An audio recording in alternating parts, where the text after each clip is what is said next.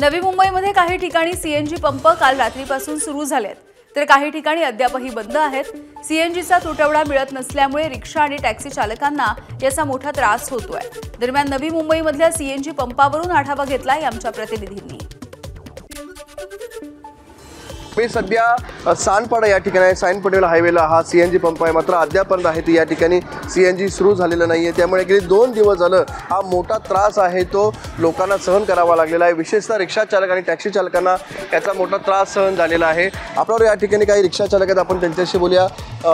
क्या कहेंगे, किस तरह से सीएनजी नहीं मिल रहा? 2 दिन हो गए। 2 दिन हो गया सीएनजी नहीं मिल रहा है, जिसकी वजह से धंधे का हमको बहुत प्रॉब्लम हो रहा है। 3-3, 4-4, 5-5 घंटा हमको लाइन में लगना पड़ रहा है, तो धंधे के लिए तकलीफ हो रहा है। आता 2 दिवस झालं सीएनजी भेटत नाही रविवारपासून, तर आमची शाळेची लेकरं ही सोडायचं ते धंद्याचे सगळे प्रॉब्लेम झालेले आहे। आणि आज हाय म्हणून सांगितले चालू म्हणून सकाळ सकाळी आम्ही उठून आलो लेकरं घेऊन, तर आत्ता चालू केलेला आहे पंप। आता बघू याच्या पुढं काय भेटतंय का नाही। काल संध्याकाळनंतर काही सीएनजी पंप हे चालू झालेले, तर काही सीएनजी पंप अद्याप बंद असल्यामुळे याचा मोठा फटका आता वाहन चालकांना बसू लागलेला आहे। विनायक पाटील, एबीपी माझा, नवी मुंबई। एबीपी माझा, उघडा डोळे बघा नीट।